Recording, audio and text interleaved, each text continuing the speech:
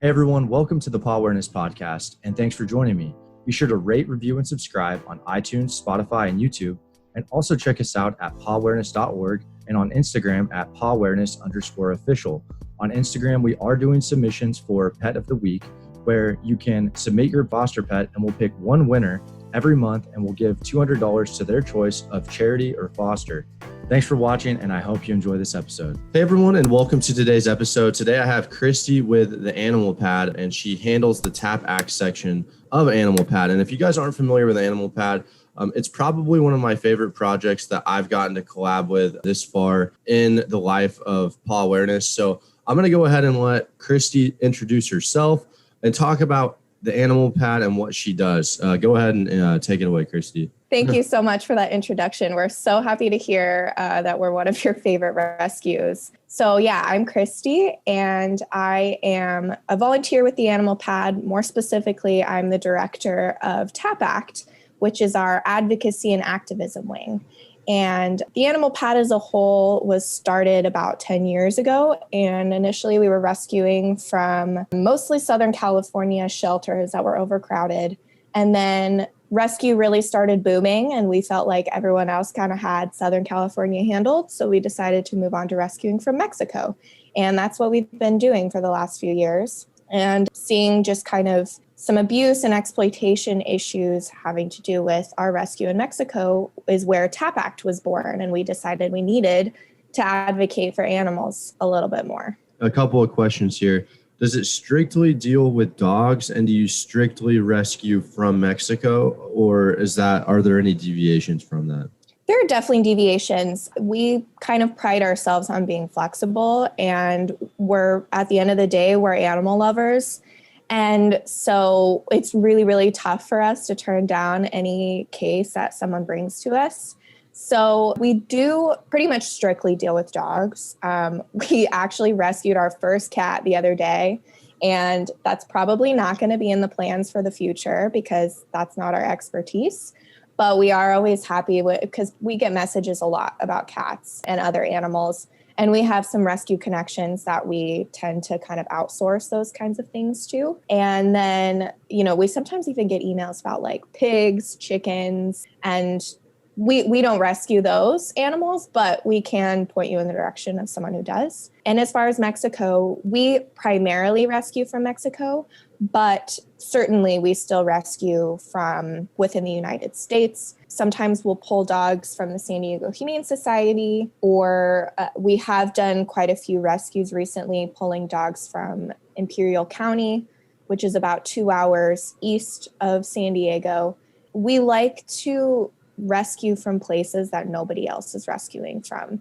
We used to rescue a lot from like Devore Animal Shelter, which is in San Bernardino. And as amazing as that is, and as much as help as they need, there's a lot of rescues already rescuing from there. So we wanted to broaden our scope and find places and dogs that nobody had ever even think of rescuing. And is the Animal Pad based out of San Diego then? Yes, we are San Diego based. All of our fosters and our veterinarians and everything are San Diego based. We do have some fosters slightly further away in California, but we really like to keep it close in San Diego just because we have vet partnerships here. But adopters, we also like to keep it in San Diego. It's easier to do home checks. It's easier to make sure that the dogs are getting the proper veterinary care that they need after adoption. But if it's the perfect fit, we will look a little bit further.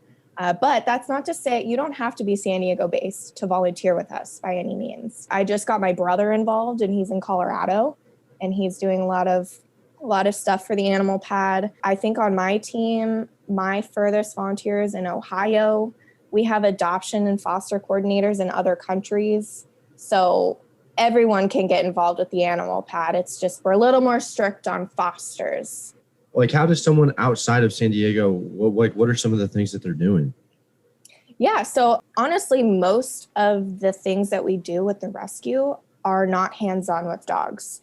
And as much as all of us love to play with dogs and puppies all day long, We only need kind of a small kennel group of volunteers to be doing the hands-on things. And so we have a lot of other positions like foster coordinators.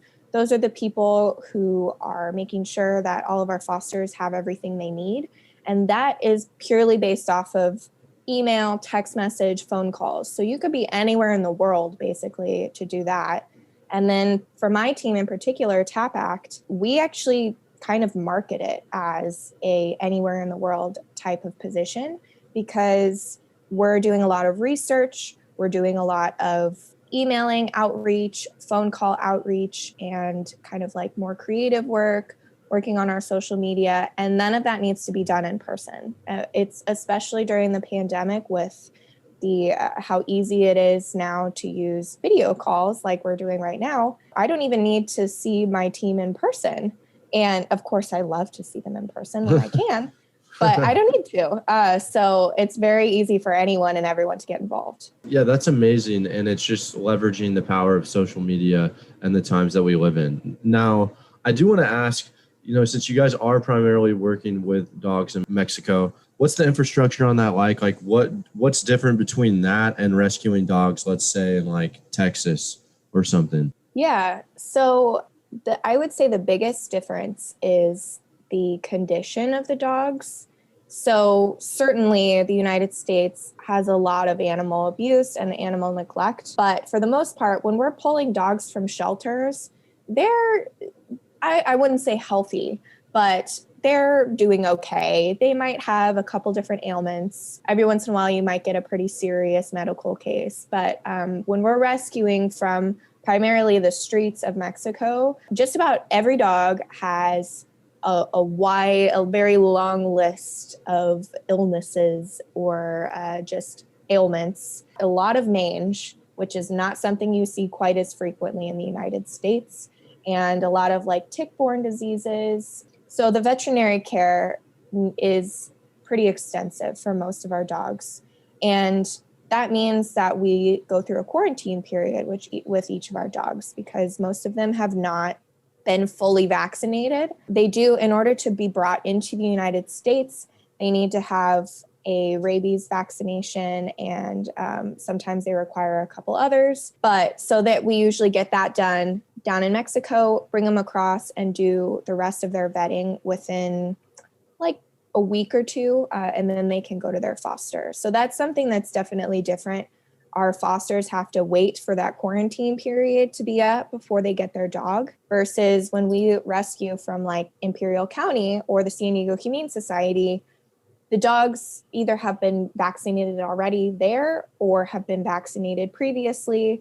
And so, or they're just not as high risk as some of the dogs that we're bringing up. So, those dogs can go to foster basically immediately.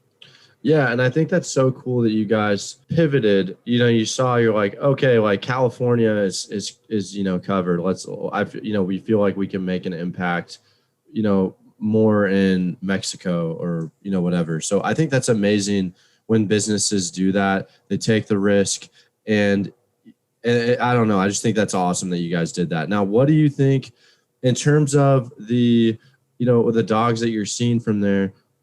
Do they all get homes right away? Like, what's the wait time on that? How does that work? Yeah, it really depends on the dog. But honestly, we have a crazy adoption rate, especially during the pandemic. If you were to find a silver lining, our rescue numbers and adoption numbers are like 3+ times higher than they have ever been in any other year. And we're not even finished with the year yet. So I would say on average, the dogs are in foster. Well, it really depends. Like puppies were pretty healthy, don't need a whole lot, and are able to go to homes pretty quickly, are usually spoken for like the second we post them on social media. And a lot of dogs don't even make it onto our website because they're adopted so quickly that it's not even worth spending the time to put them on our website. We do have some dogs. I want to say our dog that we have that has been here or been in foster the longest is maybe 6-ish months, which they are in foster care. So it's not like they're cramped up in a cage or anything all day long. But yeah, 6 months is honestly pretty long. And usually those are the dogs that maybe have a little bit of behavioral issues or special needs. We have a dog who lost both of his back legs, or both of her back legs, excuse me. And she's special needs. So it takes a little bit longer for those dogs to be adopted. Wow, that's so crazy that you guys even deal with those types of dogs. Now, if someone wanted to adopt that dog, would you guys kind of help with that like onboarding process, so to speak? Definitely. We do everything we can to prepare the adopter and make sure that they have all the resources and information that they need before jumping into that. I wouldn't say we specialize in special needs dogs. We have some really awesome rescue partners who do specialize more so in special needs dogs. So we kind of rely on them for their expertise. A lot of times the special needs dogs we don't know that they even need their legs amputated or anything until we take them to the vet, and the vet's like, oh my goodness, they have something really terrible. We need to amputate their leg. Suddenly, they're in a little doggy wheelchair. And so we do, though, try really hard to make sure that our adopters are completely set up for success. A lot of times with our more interesting cases, we will do a foster to adopt. For example, we have a little Chihuahua right now who's diabetic. And she's been in a foster to adopt situation to make sure the person is up for all the kind of challenges that come with a special needs dog. Great. That's good to know. Now let's go ahead. I want to ask you about TAPACT, and I know you're the director of that. What specifically does that do? Yeah. What does that look like? Yeah, definitely. We are, as I mentioned, the activism and advocacy wing. And really the need for this wing came about when we were doing volunteer trips down to a shelter that we rescued from in Ensenada. We were coming back from a volunteer trip and we were in line at the border to get, in Tijuana to get back over into San Diego. And we saw a bunch of vendors walking around. There's tons of vendors selling trinkets, selling little pictures, collecting money for little dances. And we saw vendors selling puppies. And I have seen this before. I have crossed the border a lot in my life, so I was prepared for it. But a lot of our newer volunteers had never seen that and were deeply disturbed. And they wanted to buy all the puppies to bring them home, bring them into our rescue. And me and kind of some of the other volunteers, the founder of the animal pad, we all had to be like, stop, no, we cannot buy these puppies. That's giving people money, continuing the terrible cycle. And right after that volunteer trip, seriously, like the next day, the founder of the animal pad sent out an email and said, all right, we're starting an activism wing and an advocacy wing. We need to stop this from happening at the border. And the idea for TAPACT in general, we want to do activism and advocacy for dogs for a whole wide range of issues. But since we're still very new, this is what we're focusing on currently, ending the sale of the puppies at the border. And just for reference, a lot of people may not fully understand the issue because you're like, they're puppies. Of course I want a puppy. But these puppies in particular are really young. For the most part, they're trying to sell puppies that are like 5 or 6 weeks old, which is way, way too young to be away from their mom and their litter mates. These puppies a lot of times are covered in fleas, ticks, mange sometimes. They're completely unvetted and unvaccinated. So it's very common for people to buy one of these puppies, bring them home, have to take them to the vet the next day, and then for it to turn out that the puppy has parvo or giardia. And a lot of times, unfortunately, these puppies just don't survive. They're too sick, they're too little and young, and they're bred in terrible conditions. I think a good comparison that most of us in the United States understand is the atrocities of puppy mills. And that is probably not quite as regulated as puppy mills. Puppy mills, they're set up very well, not to our standards, but to the people who run puppy mills. They're very efficient and they're set up really intensely. And the people, though, selling these puppies, it's literally like their dogs in the backyard who they let have free reign and get pregnant all the time. They will pick up litters from random people who have puppies. They'll pick up street litters. And so you really, ultimately, a lot of, you don't know the background on a lot of rescue dogs, but these are the type of dogs where there's literally absolutely no idea. You have no idea if they've been to the vet. You have no idea what they're sick with. You have no idea what the mom looks like, what kind of conditions she's being kept in. And that's the biggest problem on why we're ultimately trying to shut down this industry, rather than just rescue all the puppies that we see every time, because we need this to stop completely. And in order to do that, we need to stop buying puppies. We have to end the demand because they will continue to supply endlessly. And so we need to shut down the demand first. So how exactly are you doing this, right? Like, let's say there's a scenario where, there's someone selling puppies at the border. Are you, I imagine this going one of two ways. One is you're just like putting out signs like right next to them, like, hey, don't buy these puppies. Here's a pamphlet to the people. Or are you like going to authorities, like local town authorities, and going that route? Like, how do you do this? Yeah, so that's a great question. And we're kind of learning as we go. Right now, we're not doing in-person. We don't want our volunteers to be involved with the vendors themselves because they are not happy. We have learned the hard way. They are not happy when we tell people, hey, don't buy that puppy, or when we tell them to their face what they're doing is wrong. As you can imagine, you wouldn't walk up to a drug dealer and say, hey, you should stop dealing drugs. They know they shouldn't be doing it. And so what we do is encourage people, when you see this, to report it. It is illegal. You can't have a vendor's license to sell live animals in Tijuana. So it is illegal. And their mayor has done a few different busts down there. Just back in February, they busted a couple vendors and confiscated 15 puppies, which was awesome. And we hope they continue to do that. And so we're really just asking people, there's a couple different apps that you can download. We're going to be putting this info on our website coming up soon. There's a couple different apps you can download to make a report to the Tijuana police.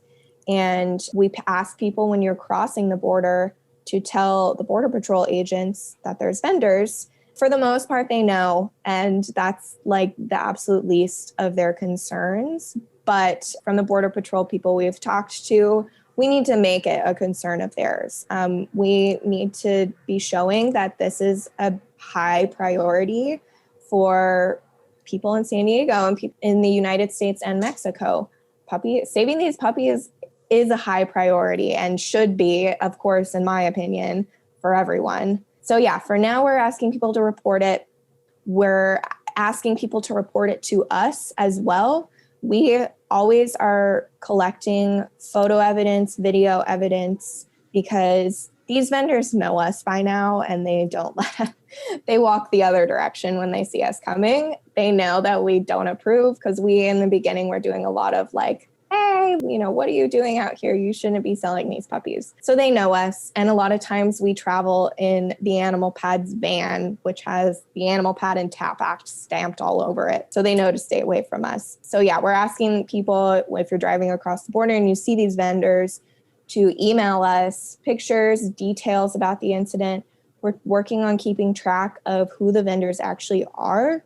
We feel like we know the people for the most part, but there could always be new people, and that's what we're worried about. So we want to make sure that we have a good idea of who's doing this and just as much information as possible. And our plans in the future, which unfortunately were a bit paused because of the pandemic, is to go to San Diego City Council, go to U.S. Border Patrol, and work with them to figure out how we can make this a priority.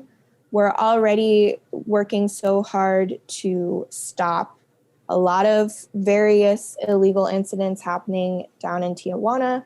And stopping the crossing of variety of things. So how do we get puppies to be on that list of things that are important? That's amazing. What was my next question was, what are your guys' future plans? So yeah, it's interesting to see how the pandemic really did affect us, going every business, every, organization going into this year. So now I want to ask you, kind of loops back around to something else we talked about with the volunteers, like you're director of TAPACT. Do you do this full time? Like, do you, or do you have other things that you work on? What about everyone else that works with the animal pad? Yeah, so I would say this is essentially a full-time job for many, probably all of the directors, but it's not actually our full-time job. I'm a third-year law student who's planning to be an animal law attorney in hopefully the near future. So, and I have a lot of other side ventures. I'm a part of a lot of other organizations. And so, but TAPACT is very, very important to me. And so I find time. And I think too, this is true of all the directors and all of our dedicated volunteers as well, because none of us are paid. None of us get any sort of, monetary benefit from this. It's just our passion, and we're very, very happy to do this. And the pandemic has almost allowed a lot of us to be more flexible and kind of do our job, those of us who are working from home at least, do our job maybe while also doing some stuff for the animal pad. That's what I often am doing. I have my TAPACT email and my school email and my various other emails all up at the same time. I kind of can switch back and forth a little bit. And I think that's a part of the pandemic that's maybe been a little bit good for the animal pad at least, and probably some other rescues. We're also able, sometimes I'll go work from our medical clearing facility, especially because there's construction happening at my apartment. So I can go take my class from our medical clearing facility when it's loud here, and then I can cuddle with a dog at the same time. So we have to juggle. We juggle it all. And I think a lot of us, it definitely takes time. I know when I first started being the director of TAPACT a couple years ago now, I think I was still in my first year of law school. And that was really tough because I wanted to completely gung-ho put everything into TAPACT. And all of us just have to know our limits. And we have to just figure out how to balance everything. Yeah, I think that's great advice, especially that's the same with me with this project. It's, it's a huge passion of mine, but at the end of the day, it's like, I have to also work on the other businesses that I work on. So it's like, I think a little bit of balance isn't a bad thing.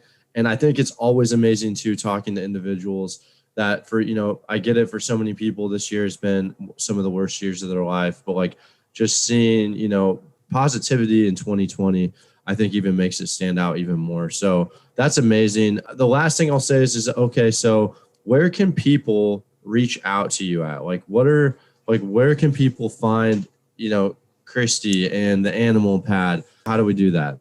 Yeah, so there's a lot of different ways. Theanimalpad.org is a great place to start. We just got a new website not too long ago, and we're still in the process of revamping and making sure that everyone has the information they need on there. But there is a direct link to the TAPACT email. It's just tapact@theanimalpad.com. You can fill out volunteer applications there and specifically say you're interested in TAPACT. And then you can also find our social media on the website. The Animal Pad has Instagram, Facebook, Twitter, LinkedIn, YouTube. I think we have TikTok now. We have everything. And then TAPACT, also, we have a separate social media pages, and we have Twitter, Instagram, and Facebook. So those are all great places to start, especially on social media. We're we'll get back to you very quickly. We get back on email too, but most of us, we use social media as our primary kind of advertising, if you will, to get the word out about TAPACT, about Instagram, adoptable dogs, issues within the dog community, all of that. Yeah, and honestly, out of all the projects I've had on here, I think your guys' social media and just the quality of content has been one of my favorite that I've come across. So really, really excited that I had you on. You know, when you become the animal rights attorney, we'll have to have you back on. That's so fascinating to me. I could literally think of another podcast centered around that. That's so cool. So Kristy, thank you so much for coming on. All the links that she mentioned will be in the description below, whatever medium you're listening on. Thank you so much. Thank you. This was awesome.